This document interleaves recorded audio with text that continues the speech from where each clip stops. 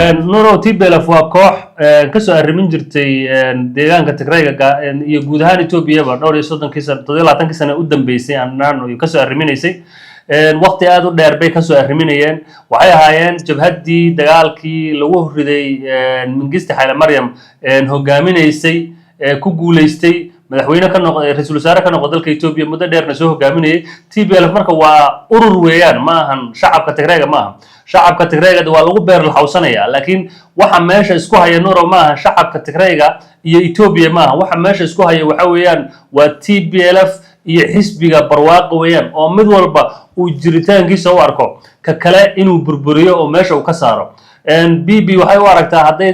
TPLF si noolaato inay iyada BB ahaan ay halis ku tahay Tigreena TPLFna waxay u arkaan haday BBC joogto inuu jiritaanka TPLF una sii jireen inay baaba'ayaan oo la tirtirayo oo BB rabta inay tirtirto TPLF marka waxa meesha isku haya qoomiyadana ma ahan Ethiopian-ka kale iyo shacabka Tigreena ma ahan waxa meesha isku haya waxa weeyaan waa laba urur oo xukunka isku haysta weeyaan TPLF waxay rabtaa inay arad kiilo ku soo noqoto oo Ethiopia dib ugu arrimiso oo xasuuqii shacabka Ethiopia hore u geysteen ay mar labaad hadana dib ugu soo geystaan oo xusuustii shacabka Ethiopia u geysteen way bay loobeen bay iyo muuqata wali waxay u sii indheeriyeen inay kursiga arad kiilo ku soo noqdaan BB-na waxay u aragtaa soo noqoshada TPLF inay tahay geerida BB iyo shacabka Ethiopia marka labada fikrada meesha isku haya Nuuro waa labada jaanib oo isku haysta kursiga yaala arad kiilo Nuuro ma aha shacabka كنت أنا ونكسن كسر هذا برنامج كان إنه كويجي برنامج كان أو إنه كويجي دونها ديرة بقدره حويه وجودن بيه الدجال الذي هبين هركب اللوضي وقوي وضن كيسوبيا ونرجعيه إذا ماذا ملتريجا وضن كيسوبيا يولي بقى كواحدة TPLF أنت بدن عندك كويسة قبل كتكريجا وقوي قلبات وضن كيسوبيا هذا برنامج سين يجي دونا يحويه وجودن بيه waxaan khadka ku wareysan doonaa saaxiibka Cabdishakuur oo ku sugan studio-na magaalada Nairobi. Cabdishakuur soo dhawow maxaa u dambeeyay dagaaladii shalay ilaa iyo habeen hore ka socday waqooyiga Ethiopia gaar ahaan gobolka Tigreega. Bismillahir Rahmanir Rahim. Nuuro adiga shacabka Soomaaliyeed halkan inaga daawanaya baad baan u salaamayaa sida aynu la wada soconayba wuxuu habeen hore dagaal aad u culus oo hub culus la soo adeegsaday oo ka bilowday triangle-ka ama saddex-xagalka ay isugu yimaadaan xuduudaha Sudan, Eritrea iyo Ethiopia ama galbeedka gobolka Tigray dadka Soomaalidu in badan waxay maqli jireen Humera waa gobolka ay ku taalo magaalada Humera weeyaan marka halkaas uu dagaal baan oo dawladda dhexe ee Ethiopia iyadoo ay qaaday iyo ka dhacay Nuuro marka warar kala duwan ba ka soo baxaya inkasta oo goob joogayaal si rasmi ah halka uga soo waramay aysan jirin laakiin warbaahinta caalamiga ee wararka ka qorayso iyo dad goob ku sugan magaalada Maqale iyo Shire iyo goobo kala duwan oo xiriirna la sameeyay xogaha ka soo baxay magaalada Addis Ababa waxay sheegeen dagaalkaasi inuu ahaa dagaal aad iyo aad u miisaan culus hub nooc kastana la soo adeegsaday Ethiopia-na ay duqeyn aad u culus ka geysatay goobaha dagaalku ka socday Nuuro Cabdishakuur si fiican dhinacyadu saynoogay shalay dagaalamaya dhinaca TPLF-ta war-saxaafadeed baa ka soo baxay ay kaga hadleen arrintaasi dhinaca dawladda dhexe iyo TPLF-ta laftooda ma jira wax war oo dambe oo dagaal ku saabsan oo ka soo baxay Nuuro sida ay qorayaan warbaahinta qaarkeed xalay waxaa la sugayay inay hadlo madaxweynaha Tigreega oo hadlo Debretsion Gebremichael oo hadlo oo warbixin ka siiyo bulshada wixii dhacay laakiin muusan hadlin oo xal dhan waa la sugayay waxa page-keeda ku soo qortay inuu hadlayo madaxii hore ee laanta BBC-da laanta afxmaariga aan idhaahdo BBC ayaa ku soo qortay page-keeda inuu hadli doono madaxweynaha deegaanka Axmaaradu deegaanka Tigreegu mase uusan hadlin hase ahaatee warar badan oo soo baxaya Nuuro dagaalkaasi sidoo u dhacay iyo siyaabuhu la isu adeegsaday 8 goobood buu dagaalku ka dhacay gobolka galbeedka ka wada tirsan 8 goobood intooda badan waxay ahaayeen Nuuro weerar toos oo ciidanka dawladda federaalka Ethiopia ay qaadeen bay ahaayeen ilaa iyo hadda labada dhinac mid kasta wuxuu ku sugan yahay dhufaysadii markii hore ama lagu soo weeraray ama weerarku ka soo qaaday ciidamadii dawladda ee weerar ka qaaday waxay dib ugu noqdeen dhufaysadii ay markii hore weerar ka soo qaadeen oo meena u soo gal inay jabiyaan oo ay qabsadaan dhufaysadii iyo difaacyadii ay ku sugnaayeen maleeshiyaadka Tigreega ay ku sugnaayeen halkoodii baana lagu kala sugan yahay oo ilaa iyo hadda qolo walba difaaciyay habeen hore ku jirtay ku jiraan Nuuro xogaha qaar waxay leeyihiin kooxda TPLF shalay waxay la kulantay iska caabin aad u xooggan oo markaasi weerarkan iyaga lahayd waxayna la kulantay iska caabin xooggan oo ay kala kulantay ciidamada militariga weliba khasaare culusna waa la gaarsiiyey oo hub badan baa laga furtay inkastoo xogahaasi aysan ahayn kuwo aan xaqiijin karin haddana marka la fiiriyo ma jiraan guulo la kala sheegtay ilaa iyo hadda oo labada dhinac ay ku kala faaneen sida ay qorayaan xubno sarsare oo TPLF ka tirsan ay qorayaan waxay leeyihiin shareerena waxay noqotay goob kale oo xabaalo u noqotay ciidanka cadowga oo ula jeedaan ciidanka Ethiopia dabcan guulay ka sheeganayaan Tigraygu dagaalkaas waxay xaqiijinayaan oo ay leeyihiin weli waxaan ku sugannahay difaacyadannadii weerarkan annagu maanaan qaadin waxaa soo qaaday ciidanka dowladda federaalka warbaahinta caalamiga boqolkiiba 90 sida ay qorayso Nuuro waxay qoraysaa dowladda dhexe inay ahayd iyadu ta weerar ka qaaday oo ciidamada weerar ka qaaday inay ahayn ciidamada dowladda ahaayeen weerarka ahaa meesha uu dagaalku ka dhacay waa saddex hagalka Eritrea Suudaan iyo Ethiopia isugu yimaadaan waa meel aad istiraatiiji ah muhiim ah ninkii gacanta ku hayana u fudud dagaalka maaragtay buuraleydu inuu si fudud ugu guuleysan karo oo waa meelaha wadooyinka ugu dhow gobolka Tigray ka yimaada ee magaalada Addis Ababa soo aada meelaha ku yaalan weeyaan waa saddex hagal aad bay istiraatiiji u tahay Ethiopia duqeyn culus bay ka geysatay dabcan oo Tigray laftigooda way qirayaan oo inay diyaarado drone adeegsatay dowladda dhexe ay qirayaan hase ahaatee waxay inta badan warbaahintu isla qiraysaa Nuurow ama dadku ay guulaha kala sheeganayaan inta badan la isla qirayaan in nin walba goobtiisa ku sugan yahay oo ninna aan la jabin nin walba difaaciisa ku sugan yahay dagaalku waa weli hadduu bilow yahay guulaha la kala sheeganaya Nuurow waa hordhac lama xaqiijin karo qof goobjoog ah hadda halka ku sugan oo si madax bannaan uga soo warramaya ma jiro kaliya waxa laga sheegay waxa weeyaan waa waxa labada dhinac ay kala sheeganayaan nin walba guul buu dhinaciisa ka sheeganaya Tigraygu guul bay sheeganayaan Ethiopiaanka ciidanka Ethiopia xubnaha taageersan ee warbaahinta wax ku qorayana guul bay sheeganayaan Getachew Rada oo beeshkiisa ku soo qoray qoraal waxaa ka muuqday calaacal aad u fara badan iyo hantitac baa ka muuqday iyo inuu rabo inuu beer la xawsado saraakiisha dagaalka ku jira oo uu leeyahay dagaalka joojiya dhalinyarteena ayaan la xasuuqin waxaana bilowday dhinaca kale Nuurow Tigraygu ereyga adeegsan jireen ahaa waxaa la dabar jarayaa shacabka Tigrayga la dabar jaraya waxaad moodaa inay xalay ilaa iyo maanta ay qayladaasi ay aad iyo aad heer sare ku socoto haday dibadda noqoto xubnaha dibadda ku nool jahliyada dibadda ku nool Mareykanka kamid tahay oo warsaxaafadeed soo saartay ay tahay ama haday noqoto jahliyadaha kale Tigrayga meelaha kale ku nool qayladaantu waxaa bilaabatay Tigray baa la dabar jaraya Tigray baa la xasuuqaya Tigray oo istifaaca marka Nuurow markaynu guud ahaan isku soo duuduubno ilaa iyo hadda war madax bannaan oo ka soo baxaya dagaalada ka dhacaya galbeedka Tigrayga ma jiraan Nuurow sababtuna waxa weeyaan goob dagaal ka dhacayo oo warbaahin madax bannaan tagi karin weeyaan goobahaasi marka wixii xoogay ka soo baxda waa kala sheegashada labada dhinac ay kala sheeganayaan oo kaliya hordhacna weeyaan dagaalkani oo xataa haddii dhinac la liiciyo waxay ka dhigan tahay dhinacii weerarka soo qaado dhinaca kale riixay muhiimad saas ma sameynayso dagaal gaadma ayuu ahaa laakiin dagaalku sidii aynu ku naqaanay oo aynu naqaanay dagaaladii waqooyiga ka dhacay Ethiopia dagaalo si sahlan lagu kala guuleysan karo oo inta hal maalin weerar dhaco maalinka guul lagu kala gaaro ma ahayna dagaalo la isku reeqmo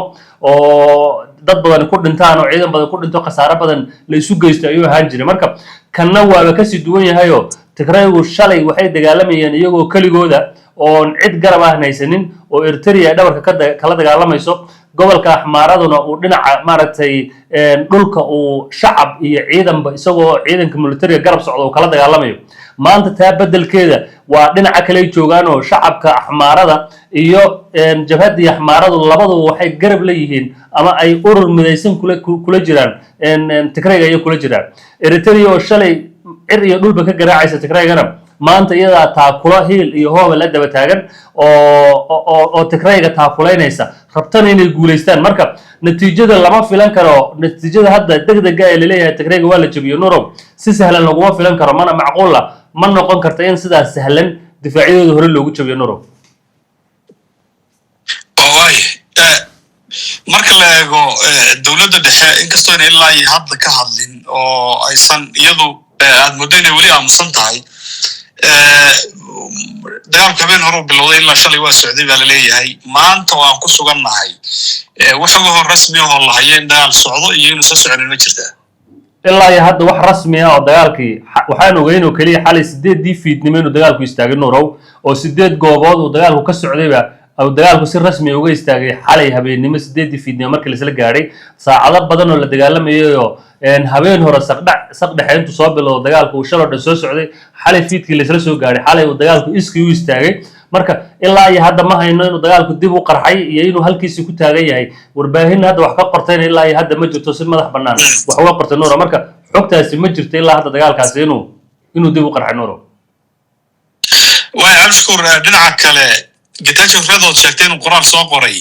isagu Tigreegu la hadlaya oo leeyahay dagaalka joojiya mise dawladda dhexe la hadlaya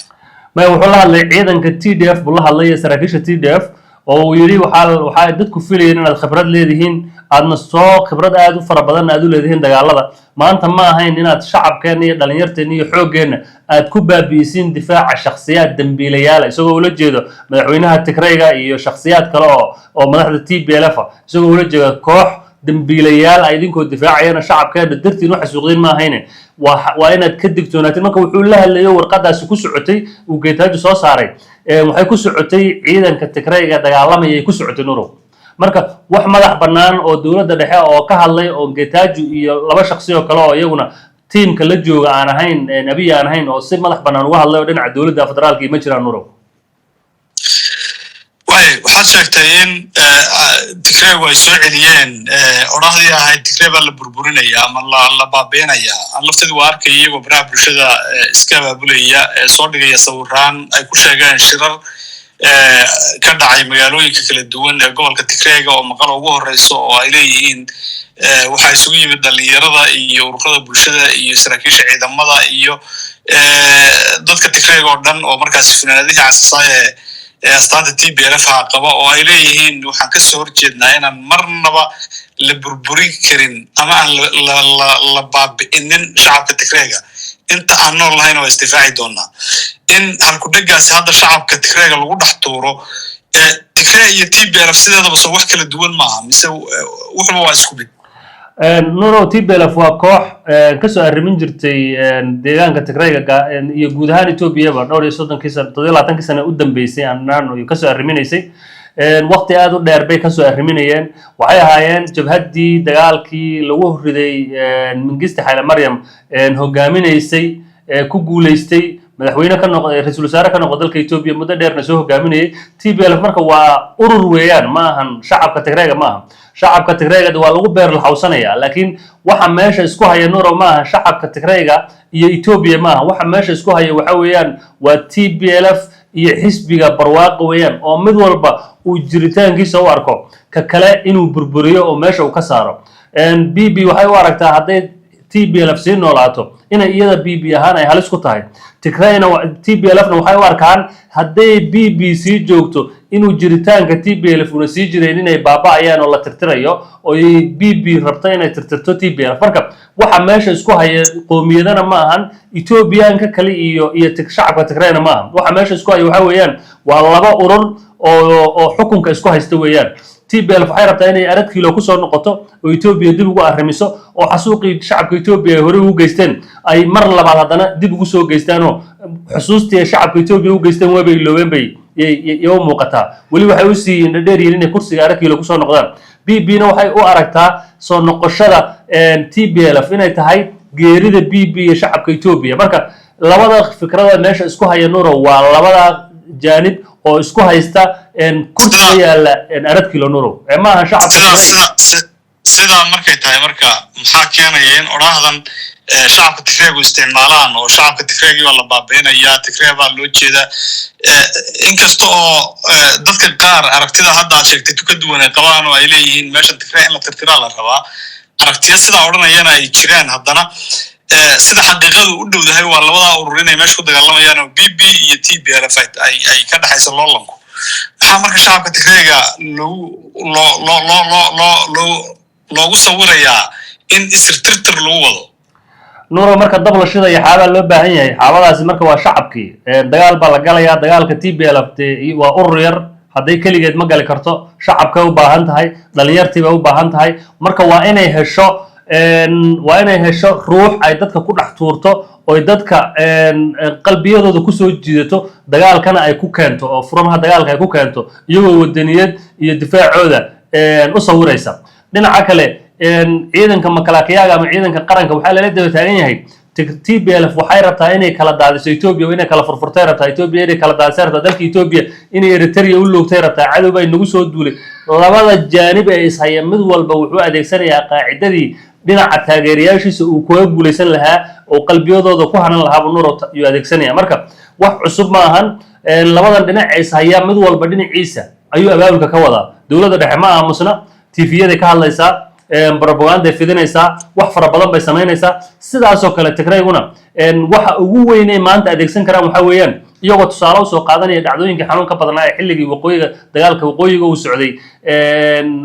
gobolkooda ka socday xasuuqii loo geystay ciidamada Eritrea iyo Faane iyo military soo socday ay u geysteen iyagoo ka faa'iideysanaya waxay leeyihiin waa layna isir tirtiraya waa layna xasuuqaya shacabkeena la tirtiraya ka kacaya inuu iska celinno dadkeena tirtiraya labada dawladood kale ee xuduudan hadda lagu dagaalamaya iyaguna wax ka soo galo Eritrea iyo Suudaan iyagu ilaa iyo hadda ma jira wax war oo ay ka soo saareen dagaalkan xuduudooda ka dhacay Eritrea inkastoo aan la xaqiijinin laakiin saraakiil Eritrean oo hadlay sida maaragtay warbaahinta qaarkeed ay qorayso duqeyntii shalay ayaa gaadhay meelo kamid ah xuduudda Eritrea marka saraakiishaasi waxay digniin culus u direen Ethiopia iyo inay u soo gudbin xuduudeeda u soo gudbin dhinaca kale waxay warbaahinta qaarkeed qoraysaa Nuurow ciidamada shalay dagaal ka galay inay la socdaan ilaa 10,000 oo askari oo RSF oo jabhada ka dagaalanta gudaha Suudaan ayna Ethiopia ay rabto in xuduudaas